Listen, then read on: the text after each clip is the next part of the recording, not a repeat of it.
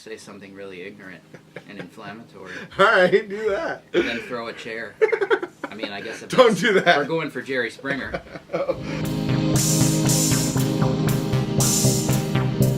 So this isn't even a show, but even so, I thank you for joining me. And today I am sitting here talking to my very good friend, Gordon Hackman.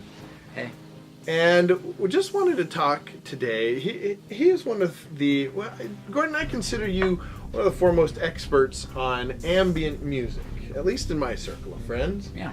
And I think I owe most of my affinity towards, positive affinity towards ambient music to you. Mm-hmm. Boards of Canada, Lights Out Asia. Yeah, that's like post-rock ambient music. Yeah. Yes. Yeah. And actually, the whole idea of shoegazer music was introduced to me. Even though I liked it before, I didn't have a name for it. Mm-hmm. Mm-hmm. So I guess I brought you on today. The question today is, one, is ambient music making a big comeback, or is it actually going away? In lieu of this, there's a sort of a, it seems like there is a push, or what's becoming more popular is 80s music. You see in a lot of music, a lot of movies, 80s music. What so to answer that, what is your answer for that? Well, I have a few thoughts on that. In terms of the 80s music thing, I can't speak with a lot of active authority on that, because I don't, like, I'm, aware of, like, the vaporwave, chillwave stuff, and a lot of that kind of stuff appeals to some of the 80s techno-pop, the New Order, Tears for Fears, kind of continuum, Yeah, I just actually talked about that in a previous video. Check that out right here. Right here. Anyways, yeah, I talk about it as like a post, what did I say? It's kind of like a postmodern music. Yeah, well, it's the newer stuff that's influenced by 80s music is definitely like kind of got this retro chic thing going on, or whatever the word is. It's like borrowing, that, but it's updated, like with kind of maybe a more modern production style. M83 is one that comes to mind as a great example of that. Wake Up We're Dreaming, I think that's the double album, and so much of it sounds like this big like amalgam of all these 80s things. Like you listen to it and you're like, Peter Gabriel, New Order, whatever. Yeah.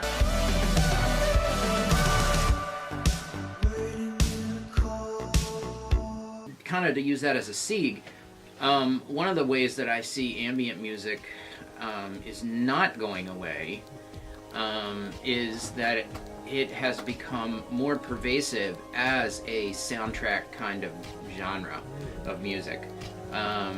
Whereas, traditionally you would think of a movie soundtrack as an orchestral accompaniment, and that's definitely still there. It's not, I don't know that that's going away, but I think a lot of movies are being soundtracked, and commercials too, different kinds of media stuff is being soundtracked by ambient type music. So yeah, I think one of the first directors I ever recognized using more ambient, actually kind of a mix between ambient and orchestral, was J.J. Abrams. Ah, yes. J.J. Abrams, he used his orchestra to do these weird noises in sort of an ambient, rhythmic way. They're kind of cagey, what's his name, Cage? John Cage. John Cage. Oh, yeah, John Cage, right. Like, who, is considered in some ways to have an influence on some forms of ambient music, at least, right? And whose most famous piece, 433, is just 4 minutes and 33 seconds of silence, which a lot of people consider bogus horse crap, but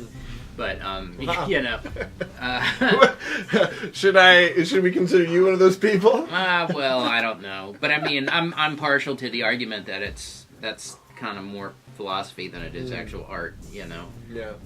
But I have noticed some of the more, to your point, some of the more, I don't know, I guess the movies and shows and commercials that I like most have more mysterious ambient music in the background. Yeah. Really accentuating mysterious, almost trendy tone. Yeah. Yeah, or even like a retro tone, like Stranger Things, Yeah. which is like a synth soundtrack that has this retro 80s synth kind of feel, but it's instrumental music, you know. It harkens to some of like the ambient type music people like to listen to. Maybe I haven't listened to a lot of the music. I mean, I've heard the theme, but you know, there's like a genre of electronic music that comes out of artists like Vangelis and Tangerine Dream, which is more like, it's a little more driving, but it still has like an ambient feel, and usually the fan base for those kinds of music is there's a lot of crossover. Well, it's funny because I have noticed in pop music a trend in that synth that goes like dun dun dun dun dun dun or dun dun dun dun. You know, I hear it in Taylor Swift. Oh, interesting. And there's a. Did you ever see that movie Drive?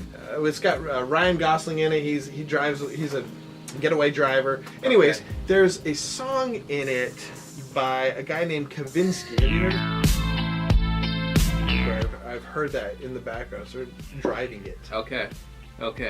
Yeah, and I think there will always be an audience for people who like atmospheric pop music, and I guess that's in a way that's an ambient influence, at least, you know, like everything from like the Joshua Tree by U2, which has this big warm kind of fuzzy sound, you know, which is do they create that with synthesizers or with guitar? I think it's mostly with guitars, or maybe yeah, I think it's guitar with a lot of like, you know, echo, delay, and reverb kind of stuff.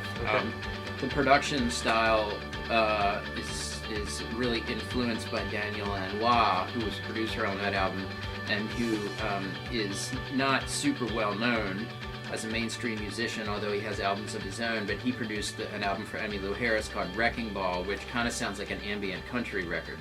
Ambient country? An ambient folk country record. I gotta hear it. Wrecking Ball. I gotta hear Wrecking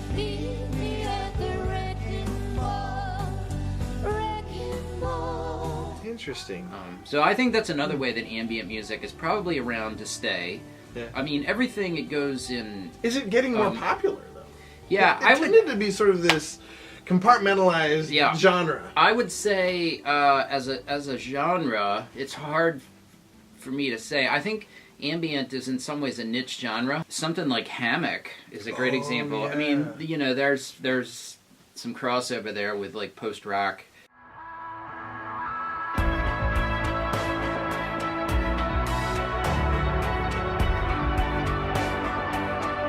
I consider them a little more shoegazy, but Yeah, that is ambient. But they and some of their albums are really ambient. Like maybe They Will Sing for Us Tomorrow, or the Sleepover series is pure ambient music. It has no beats. And there's some crossover with them and what is that Christian rock band? The Common Children. Common Children. Yeah, that's yeah. right. Mark Bird he founded Common Children, and then Andrew, who was also the other member of Hammock, he joined Common Children for their third and final album, I think. And then when Common Children, you know, broke up or fell apart or whatever happened to them, that's when Mark and Andrew started making the music that became Hammock's music. Yeah. I knew I could go to you for you're the definitive encyclopedia when it comes to human encyclopedia when it comes to a lot of things, but especially music and especially ambient music. So I really appreciate being able to talk to you about this and learn a little bit about it. I'm going to go back and look at some of these, and I'll put some clips on the video. Yeah, so. Okay, cool. One more. Yeah. I gotta say one more. Yeah. So one that I love to listen to is Jeff Pierce. He's a guitarist from Indiana.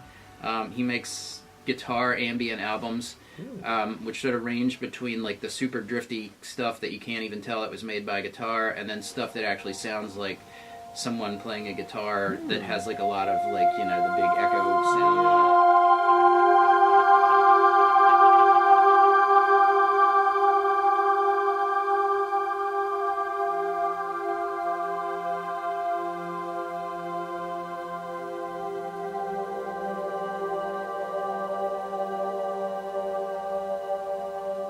Sometimes I'll put them on and let them play in the background in my apartment all day long. Nice. Yeah, it's really chill stuff. Well, there you go.